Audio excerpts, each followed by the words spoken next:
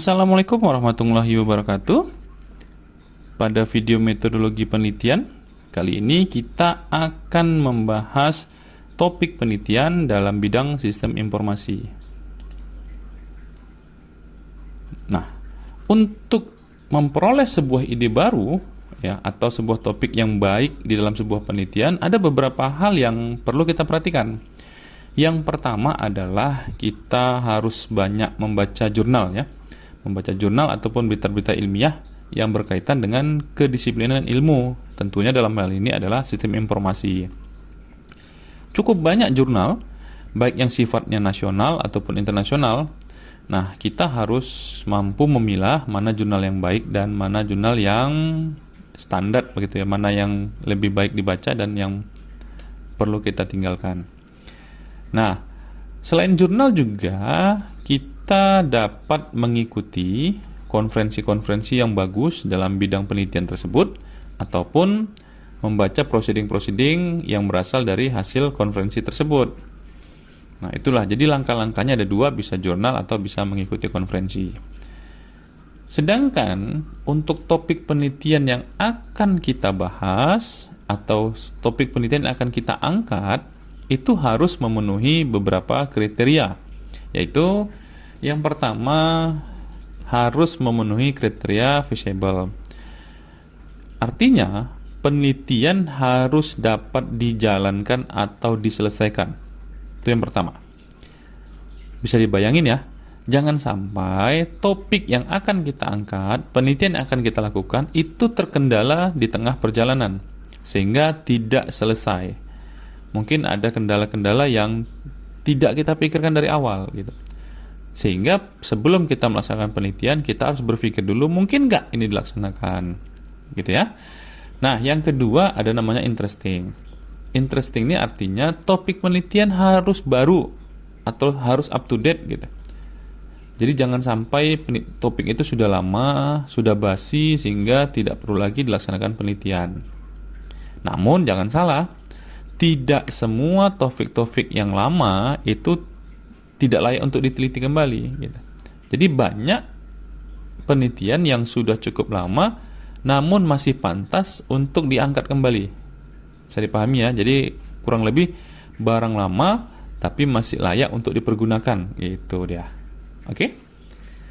Berikutnya ada namanya novel atau novelty, yaitu topik penelitian harus memiliki nilai orisinilitas. Penelitian harus benar-benar karya kita, bukan plagiat dari orang lain, ya. Nah, nanti untuk plagiat atau plagiarism kita akan bahas di video tersendiri. Lalu ada namanya etikal. Nah, etikal ini topik penelitian itu harus etis untuk diselenggarakan. Ya, jadi carilah topik-topik yang etis menurut kita dan menurut lingkungan kita. Kita sebagai bangsa Timur tentunya akan sangat menjaga sekali kode-kode etis ya. Sehingga kita harus memperhatikan itu. Kita ambil contoh begini. Beberapa dekade yang lalu ada yang namanya penelitian tentang cloning contohnya ya, tentang cloning. Akhirnya berhasillah ditemukan sebuah cloning makhluk hidup yaitu domba tanpa harus melakukan proses biologis gitu. Tapi domba tersebut tercipta dari hasil cloning. Secara ilmiah ini bagus ya, novelty juga bagus, interestingnya juga bagus, dan feasible karena hasilnya selesai. Namun secara etikal, secara etis, terutama kita bangsa Timur ini tidak etis gitu, sehingga tidak layak untuk dilakukan penelitian itu ya. Nah, yang terakhir harus relevan. Artinya topik yang dilakukan atau tema yang kita teliti itu harus dengan sesuai dengan kondisi yang ada dan tentunya disiplin ilmu kita gitu. Kalau kita disiplin ilmunya sistem informasi, ya lakukanlah penelitian tentang sistem informasi. Jangan malah kita melakukan penelitian yang lari dari linearitas kita. Contohnya kita melakukan penelitian dalam bidang hukum gitu ya. Namun ingat, bidang hukum juga dapat berkaitan dengan sistem informasi. Apakah kita misalkan melakukan penelitian yang cyber law gitu ya, Kalau itu masih logis. Tapi kalaulah kita sudah melaksanakan penelitian tentang hukum pidana, hukum perdata, atau hukum-hukum yang lainnya yang lebih spesifik, ya itu kan nggak bidang kita gitu. Walaupun mungkin kita mampu gitu, namun itu tidak linier dengan disiplin ilmu kita. Oke? Bisa dipahami ya? Baik, berikutnya kita akan membahas ya jenis-jenis penelitian. Dalam sistem informasi atau dalam bidang ilmu apapun itu tidak jauh berbeda. Pembagian jenis-jenis penelitian tidak jauh berbeda. Namun kita kali ini akan lebih spesifikkan dalam sistem informasi. Nah, yang pertama namanya penelitian murni sistem informasi, yaitu penelitian yang merupakan hal-hal yang berusaha memecahkan permasalahan yang muncul terkait bidang sistem informasi. Dan jangan lupa, penelitian ini juga nantinya mencari solusi-solusi yang bersifat fundamental. Bisa dipahami ya? Artinya cukup dasar sekali. Nah, seperti mungkin beberapa saat lalu, pada saat orang pertama kali mengenal ojek online, maka diciptakanlah sebuah sistem seperti Gojek, Grab, dan yang lainnya. Jadi memang dia betul-betul baru gitu ya. Nah, walaupun dia mungkin mengadopsi dari GIS ya, namun ini yang memang betul-betul baru, sebuah aplikasinya memang tercipta dari hasil sebuah penelitian murni. Gitu ya. Nah, lalu ada penelitian terapan sistem informasi. Penelitian terapan di bidang sistem informasi lebih mengacu pada penelitian yang memanfaatkan teori atau metode yang telah dikembangkan orang lain dalam cakupan penelitian murni ya. Nah, di dalam pengembangannya penelitian ini sifatnya berlanjut. Nah, contohnya pada saat penelitian murni, seseorang peneliti menemukan misalkan bagaimana menggunakan SAW, menggunakan SMA, WP, nah itu penelitian murni ya. Nah, lalu metode-metode itu digunakan untuk menciptakan atau mengembangkan sebuah sistem informasi yang baru lagi gitu, sehingga dia dikembangkan gitu. Paham ya? Jadi penelitian-penelitian dasar tadi dikembangkan. Nah, contoh tadi kalau di penelitian murni, bagaimana menciptakan sebuah aplikasi Gojek atau Gokar. Lah, lalu penelitian ini diterapkan, dikembangkan sehingga bisa digunakan di masyarakat. Begitu dia. Bisa dipahami ya? Oke. Nah, lalu yang berikutnya sistem atau penelitian pengembangan sistem. Nah, sistem yang dimaksud sini adalah sistem yang dapat digunakan langsung oleh pengguna, seperti sistem informasi atau maupun sistem jaringan. Penelitian jenis ini umumnya berusaha menerapkan berbagai teori atau metode yang telah dikembangkan, baik dalam cakupan penelitian murni maupun penelitian terapan, seperti sistem database, bahasa pemrograman, konsep jaringan maupun yang lainnya. Ya. Nah, yang terakhir yaitu penelitian yang terkait dengan penggunaan dan manajemen sistem informasi. Nah, penelitian ini tentunya berkaitan dengan keilmuan seperti yang bersifat sosial atau sosial kemasyarakatan. Ya, walaupun masih dalam ruang lingkup sistem informasi, tapi penelitian ini lebih mendekati atau lebih kena dia ke sosial masyarakat gitu. Karena yang menjadi objeknya itu langsung adalah user atau pengguna sistem informasi tersebut. Bisa dipahami kira-kira ya. Contoh gini, kita melakukan menciptakan sebuah sistem ojek online seperti Gojek atau Gokar misalnya. Lalu kita melaksanakan survei ke masyarakat. Bagaimana sih penggunaan aplikasi ojek online ini? Apa plusnya, apa minusnya, kendala-kendalanya gitu. Nah, itu dia. Jadi dia lebih banyak ke sosial masyarakat. Walaupun bicaranya tetap bicara sistem informasi. Oke, bisa dipahami ya? Oke.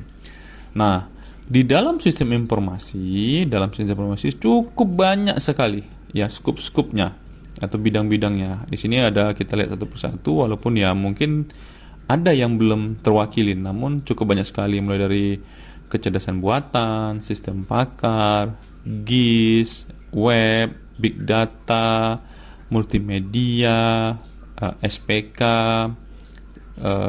apalagi itu misalnya tata kelola TI, perancangan sistem informasi, multimedia berbasis konten, dan segala macam banyak. Artinya coba boleh nanti dicek satu-satu, pelan-pelan dipahami ya. Nah, cukup dari sekian banyak ini, tentunya kita harus mampu menarik ke diri kita. Kita tuh layaknya di mana sih gitu. Kita tuh mampunya di mana. Sehingga kita lebih konsen ke bidang ilmu itu. Walaupun kita orang sistem informasi, begitu bahasanya ya. Walaupun ilmu kita sistem informasi, namun cobalah tarik lebih dalam, kita tuh arahnya kemana. Sistem informasi itu kan banyak ya, ini semua sistem informasi. Tapi coba ambil satu atau dua bidang yang membuat kita lebih spesifik gitu. Sehingga kita nanti bisa dibilang pakar di sana gitu. Suatu saat kita akan nyatakan pakar, oh pakar ini gitu ya. Nah, kita ambil contoh misalnya. Kita akan pilih dari sekian banyak, kita akan pilih misalkan kecerdasan buatan. Nah, kita pilih satu, kecerdasan buatan. Kita anggaplah kita pengen nanti suatu saat pakar dalam kecerdasan buatan. Maka kita konsen kemari. Namun tentunya kita juga sudah memiliki bekal-bekal untuk berbicara masalah kecerdasan buatan. Oke. Nah, kalau kita kembali ke cerita di awal tadi, maka hal-hal yang kita lakukan untuk kita memperoleh topik atau tema-tema penelitian yang terbaru, yang up to date, tentunya kita dapat membaca jurnal. Nah, banyak informasi jurnal yang bisa kita peroleh. Salah satunya adalah dari webnya Kemendikbud, yaitu sinta.kemdikbud.go.id. Nah, di sini kalau kita lihat ya, sinta.kemdikbud.go.id. Nah, kalau kita lihat di sini ya. Lalu kita pilihlah, di sini adalah source-nya. Ya, kita pilih. Nah, lalu pilihlah jurnal. Ya, pilih jurnal. Nanti akan muncul pengelompokan jurnal berdasarkan indeks Sinta, mulai dari Sinta 1, Sinta 2, 3, 4, 5 sampai 6. Ya. Nah, artinya Kemendikbud sudah mengelompokkan kualitas jurnal yang ada melalui penilaian Arjuna ya. Nah, kita ambil contoh di sini. Kita ambil contoh ya. Kita ambil contoh dari Sinta 2 ya, kategori Sinta 2. Dari kategori Sinta 2 kita ambil contoh. Misal di sini akan muncullah jurnal-jurnal dalam kategori Sinta 2. Ini akan sangat banyak sekali. Ya, akan sangat banyak sekali. Nah, misalkan kita ambil sebuah jurnal, contohnya jurnal teknologi dan sistem komputer misalnya. Nah, jurnal teknologi dan sistem komputer, silahkan diklik nanti. Lalu akan muncul tampilan tab seperti ini. Nah, di sini terlihat bahwa jurnal ini Sinta 2 mulai dari tahun 2017. Ini cukup, berarti artinya sudah reakreditasi, juga tetap bertahan di Sinta 2. Ini bagus nih jurnalnya, artinya mampu mempertahankan kualitasnya. Lalu kita kunjungi webnya. Kita kunjungi webnya, silakan klik di sini. Kita kunjungi webnya. Maka kita akan diarahkan nanti ke alamat web jurnal tersebut. Ya, jurnal teknologi dan sistem komputer. Nama jurnalnya, dia juga di sini memberikan lambang open access. Artinya kalau ada jurnal dengan lambang ini, kita dapat mengakses ya, mulai membaca, mendownload isi dari artikel-artikel dari dalam jurnal tersebut dengan free, tanpa berbayar. Nah, kita ambil contoh misalnya kita langsung aja ya, nggak usah karen. Kita ambil contoh, kita akan membuat misalnya ya kecerdasan buatan. Misalkan kita buat di sini artificial intelligence, boleh. Kecerdasan buatan tadi karena kita akan coba ke sana arahnya. Nah, dia dari search-nya kita memperoleh 2 paper yang sifatnya adalah mengarah kepada kecerdasan buatan. Yang pertama, Pandemic Dynamic Prediction in Java using the Moving Average and the Knowledge Growing System Methods. Nah, itu penelitian dilaksanakan atau dipublish di 2021 Januari. Dan satu lagi kalau kita lihat sini ada Mobile Application of Expert System for Meningitis Early Diagnosis. Namun ini penelitiannya dipublish di 2017. Nah, kita akan coba yang ini ya. Kita akan coba yang ini. Kalau sudah ada PDF yang gini tinggal klik aja, berarti kita akan memperoleh PDF. Tapi kalau tidak ada, misalkan kita buka di sini di abstraknya. Nah, lalu kita carilah. Mungkin pertama kita bisa baca abstraknya sesuai nggak dengan keinginan kita, itu ya. The study aims to analysis the comparative performance and bla bla bla dan seterusnya. Nah, seandainya ini cocok dengan yang kita inginkan, maka kita tinggal cari full text. Ya, tinggal cari full text karena dia open access, kita tinggal download. Ya. Pada umumnya, jurnal-jurnal di Indonesia itu mayoritas adalah open access. Nah, berbeda dengan jurnal-jurnal di luar negeri yang terkadang untuk membaca aja kita harus membayar dan cukup lumayan mahal, bisa sampai 300.000 per paper. Nah, kalau sudah kita download, lalu kita lihat di sini. Ya, kita lihat hasil downloadan kita yaitu artikelnya. Nah, prediksi dinamika pandemi di Pulau Jawa menggunakan metode moving average dan knowledge growing system. Nah, ini dia papernya atau artikelnya. Nanti kita bisa baca, kita bisa pelajari. Nah, yang bisa menjadi ilham kita atau bisa menjadikan masukan-masukan kita atau bahkan menjadi kajian pustaka kita, landasan kita di dalam penelitian. Gitu dia. Kalau bicara masalah kajian pustaka, kita akan bahas nanti di video-video berikutnya. Tidak usah khawatir, insya Allah kita akan bahas ya. Nah, silakan, artinya kita sudah dapat 1 paper tentang AI atau Artificial Intelligence, kecerdasan buatan. Kita tinggal simpan, baca. Nah, lalu kita bisa jadikan rujukan. Paham ya?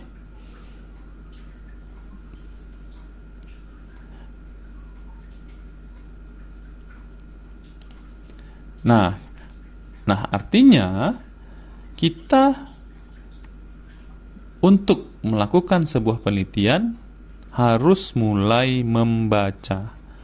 Ya, banyak membaca. Kelemahan dari peneliti-peneliti awal ya kalau yang masih newbie, mereka males membaca sehingga tidak punya referensi yang cukup kuat. Ya. Nah, nanti di video berikutnya kita akan membahas apa yang perlu dilakukan sebelum melaksanakan penelitian. Ya. Nah, artinya kali ini kita harus mampu membaca jurnal. Ya. Sebelum membaca, ya tentunya langkah awal adalah kumpuli dulu jurnal-jurnal sesuai dengan tema yang kita inginkan. Nah, untuk memperdalam pengetahuan kita, mungkin tugas kali ini adalah silakan kumpulkan 20 paper. Ya, bukan 20 jurnal, tidak usah, tapi 20 paper atau 20 artikel pada sebuah bidang atau pada sebuah scope yang kalian rasa mampu di sana. Contoh tadi misalnya dalam bidang kecerdasan buatan, ya silahkan cari 20 paper ya yang sesuai dengan scope-nya, lalu download, save ya atau di print ya, sehingga kita bisa mulai untuk menganalisis topik apa yang akan kita angkat. Nah, nanti dalam video-video berikutnya saya akan menjelaskan hal-hal penting lain setelah kita membaca jurnal-jurnal tersebut. Oke? Nah, mungkin untuk video kali ini cukup sampai sini. Nah, jangan lupa untuk mendownloadnya, silakan 20 paper di-download ya, lalu boleh di-save atau boleh di-print untuk dibaca. Oke? Baik, terima kasih. Mungkin untuk video kali ini sampai sini dulu. Semoga bermanfaat bagi kita semua. Assalamualaikum warahmatullahi wabarakatuh.